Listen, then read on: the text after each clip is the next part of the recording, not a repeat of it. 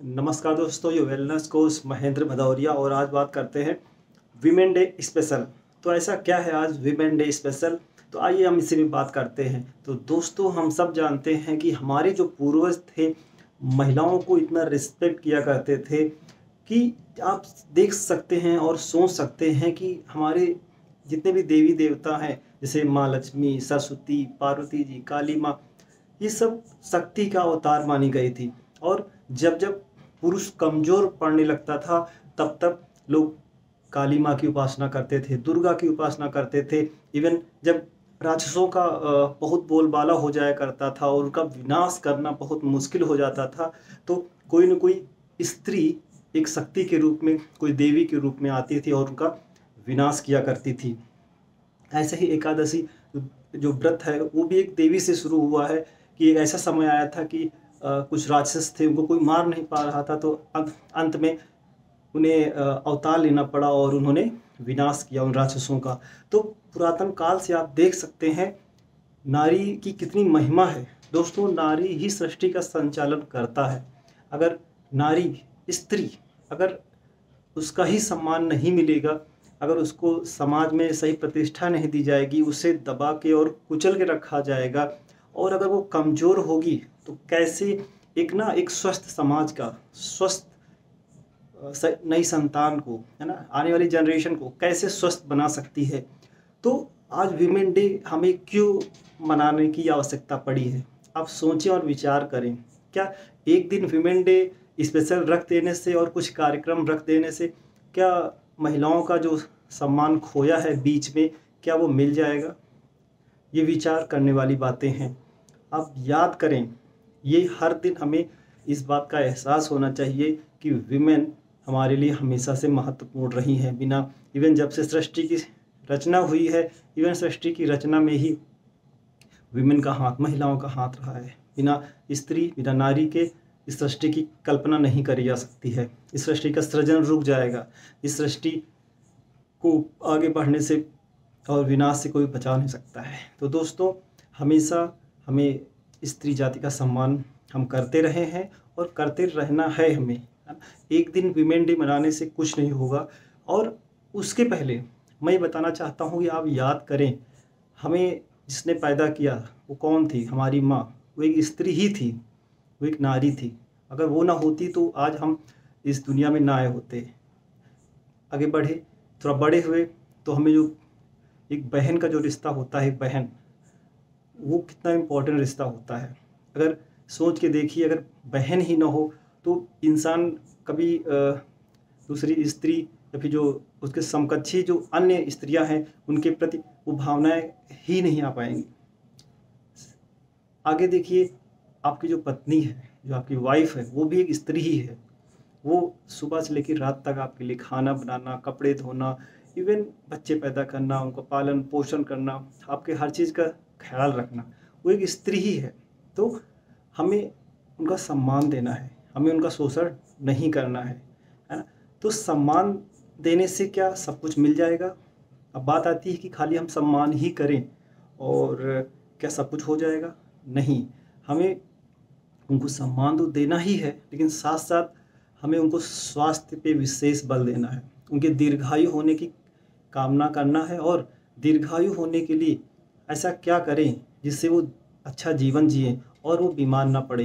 तो चूँकि मैं वेलनेस टॉक करूँगा, तो मैं ज़रूर बताना चाहता हूँ कि हम, जो हमारी स्त्रियाँ हैं, हमारी जो माताएँ हैं, बहनें हैं, जो नारियाँ हैं, उनके लिए हम क्या कर सकते हैं। तो महिलाओं का जीवन शुरू से ही संघर्षपूर्ण रहता है और हमेशा स्वास्थ्य में बहुत सारी बीमारियां उम्र के साथ साथ पनपती रहती हैं।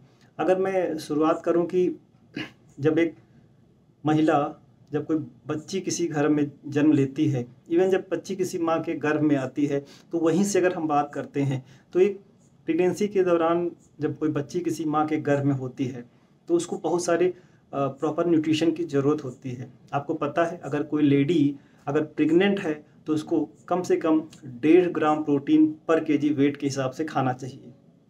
पहली बात तो ये इन्फॉर्मेशन लोगों के पास नहीं रहती है, अगर रहती भी है तो लोग इसको अप्लाई नहीं कर पाते हैं।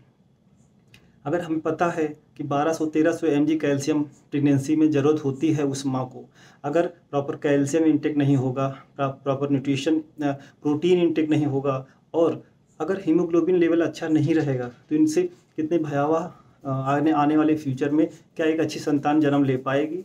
नहीं ले पाएगी।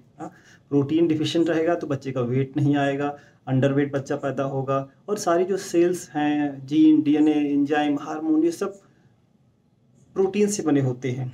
जो हीमोग्लोबिन है, कैल्शियम से बच्चे की बोन्स का निर्माण होता है, न्यूरल ट्यूब डिफेक्ट ना हो, उसकी सारी हड्डियाँ बनती, पूरा स्केलेटन जो बच्चे का गेन होता है वो कैल्शियम से बनता है।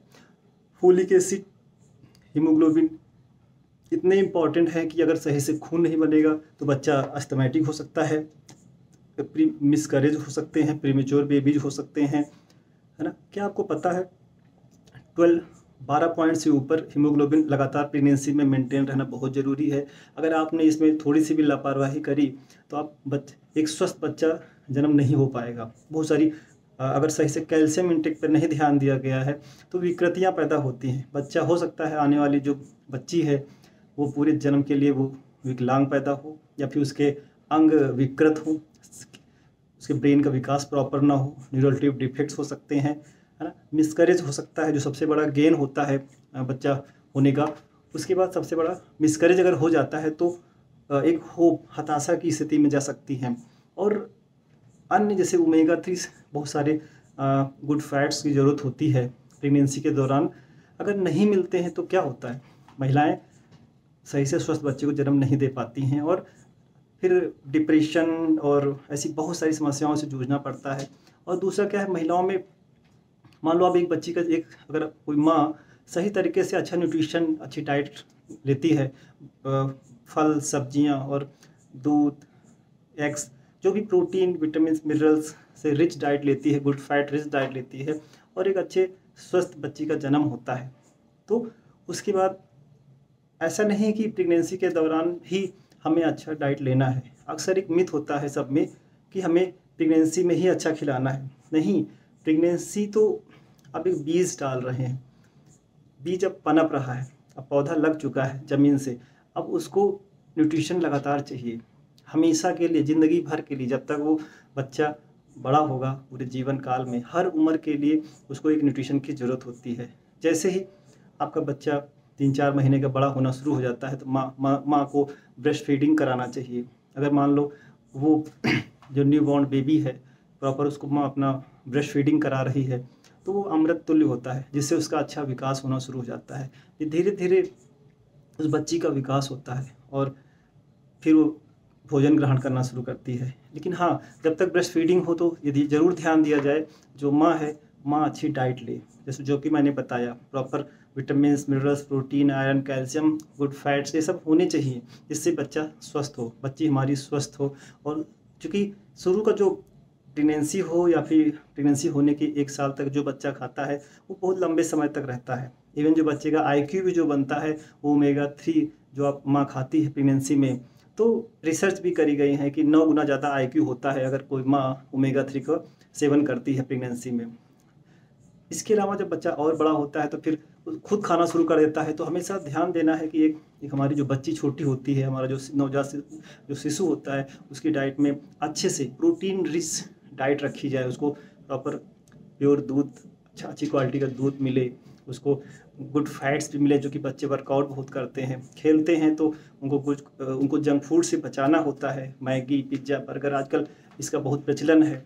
आजकल बच्चे छोटे देखा जा रहा है कि ऑटिज़म जैसी बीमारियां हो जाती हैं, तो ध्यान देना है उन माओं को भी कि जो छोटी बच्चियां हैं, छोटे बच्चे हैं, उन्हें मोबाइल का एक्सपोजर कम से कम दिया जाए। क्योंकि आजकल बच्चे मोबाइल में लंबे समय तक स्क्रीन में शॉर्ट्स वीडियो देखते रहते हैं या फिर कुछ ना कुछ देखते रहते हैं लंबे समय तक स्क्रीन से, तो उनका ब्रेन डेवलप नहीं हो पाता है और बच्चे, है ना, ऑटिज़म जैसी बीमारियां, यानी वो लोगों से बोलना ही बंद कर देते हैं, क्योंकि लगातार डाटा उनके अंदर जा रहा होता है। तो बच्चे सिर्फ सुनने और अच्छे अच्छे हार्मोन बनते रहते हैं, अच्छे अच्छे वीडियो आते रहते हैं, तो देखा गया कि बच्चे बोलना, स्पीच डिले होना और ब्रेन हाईजैक हो जाता है मोबाइल के द्वारा और उनका डेवलपमेंट नहीं हो पाता है। और फिर पेरेंट्स लाइफ टाइम के लिए बच्चा आपका ऑटिज़म हो सकता है, यानी कि एकाकीपन का शिकार हो सकता है। इसलिए कम से कम मोबाइल बच्चों को देना है, उनको फिजिकल एक्टिविटी, फिजिकल गेम में इन्वॉल्व करें। और ये हर एक पेरेंट्स हो सके तो जो बच्चे के दादा दादी हैं उनके साथ रहा जाए, उनके साथ उनको छोड़ा जाए कि खेलें, हमेशा उनको बंद कमरे में ही ना रखा जाए, ताकि जो जिस तरह से हम लोग पले बढ़े, क्योंकि हम प्रकृति के प्राणी हैं, हमें प्रकृति में ही पलना और बढ़ना चाहिए। अब धीरे धीरे बच्चा अब ग्रो करने लगता है, अच्छी डाइट, अच्छा माहौल उसको दिया जाता है।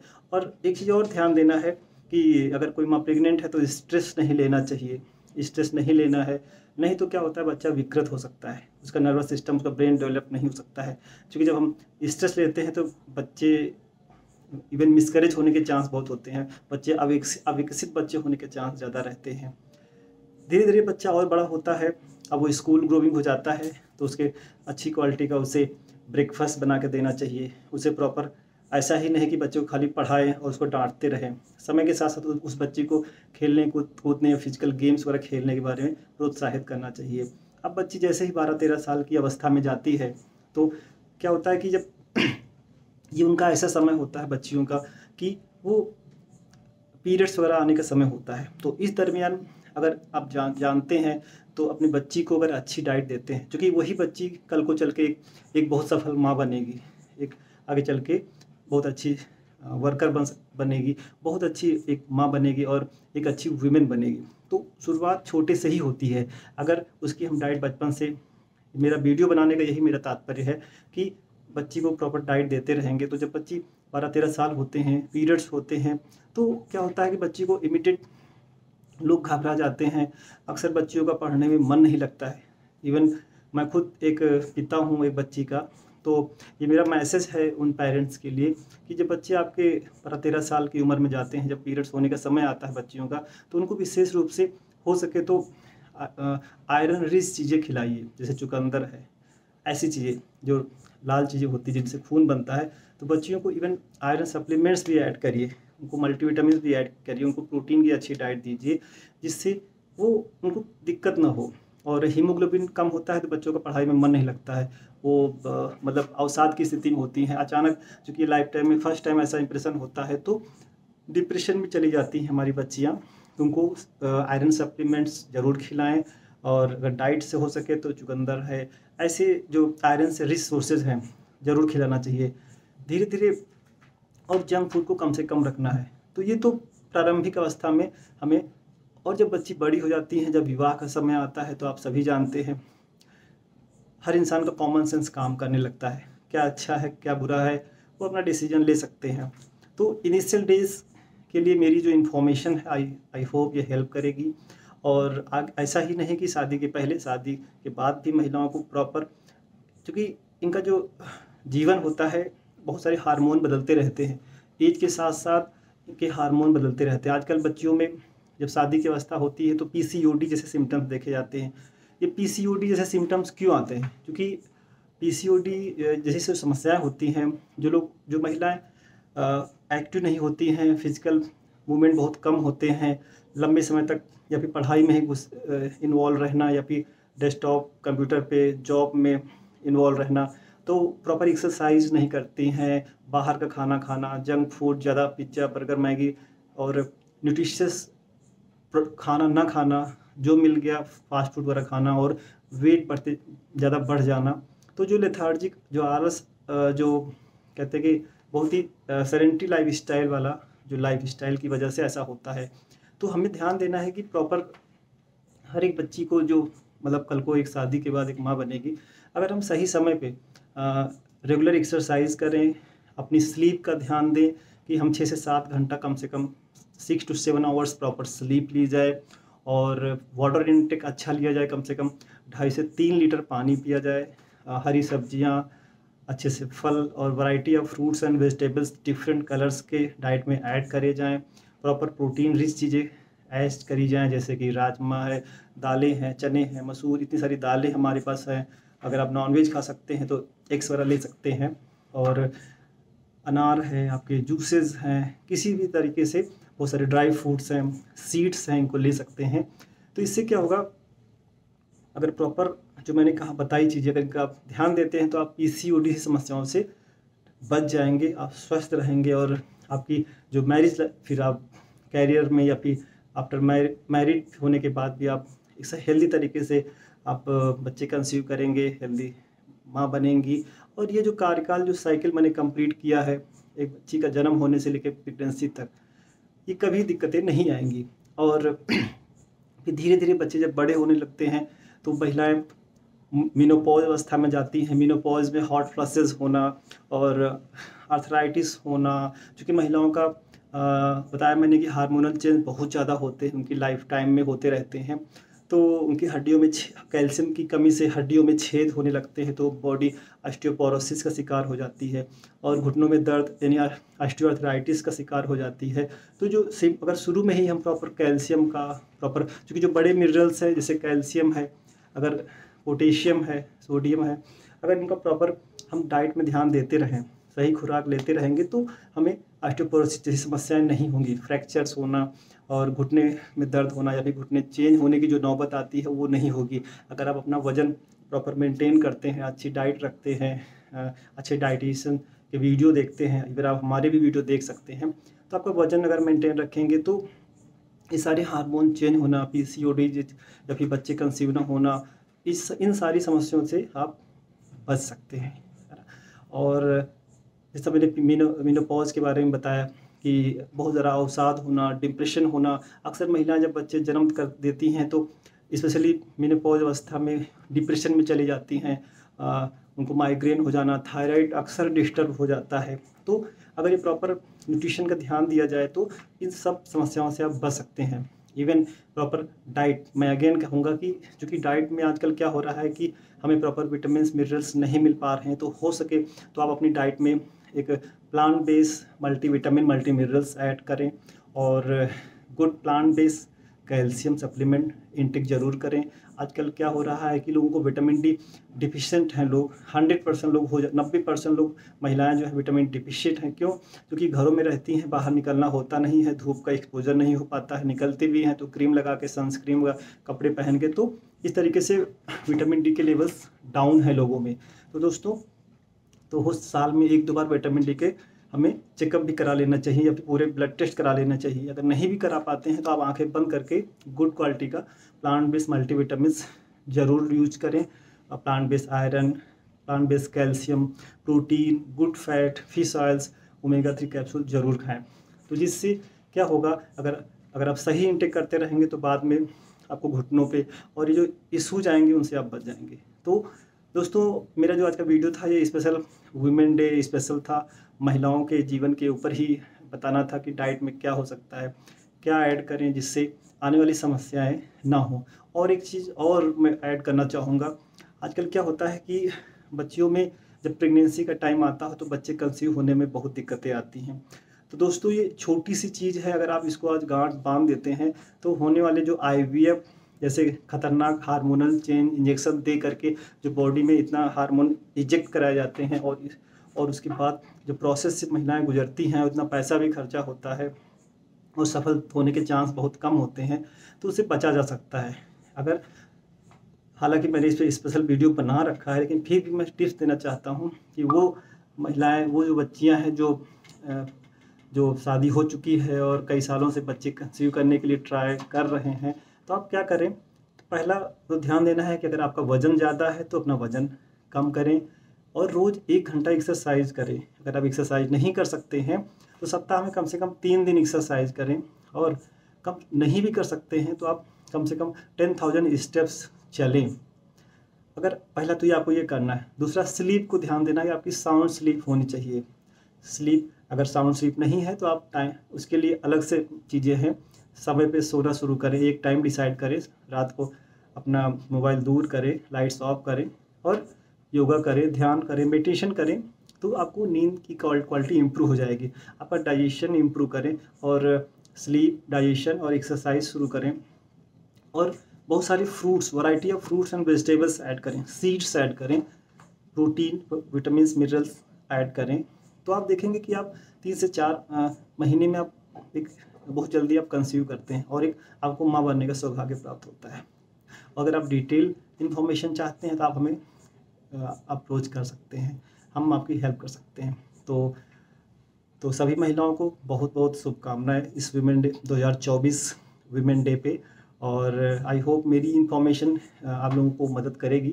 Thank you so much.